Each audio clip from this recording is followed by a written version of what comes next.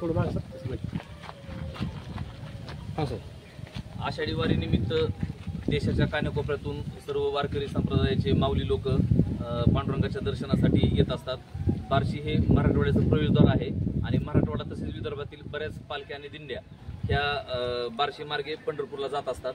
तर ही आज आपण पाहतोय मानाची पालखी कौंडिण्यपूर देवस्थान तिथली आहे मानाची पालखी.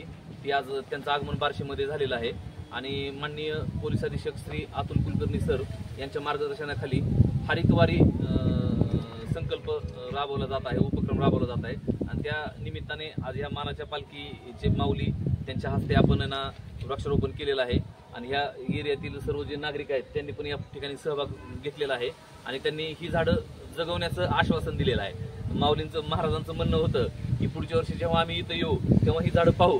तर गल्लीतल्या नागरिकांना पण विनंती आहे की त्यांनी ती झाडं व्यवस्थित जगवावी आणि ती झाडाच्या सावलीमध्ये नंतर जेव्हा केव्हा पालखी येईल तेव्हा ती झाडाची सावली पाहून त्यांना सुद्धा खूप छान वाटेल.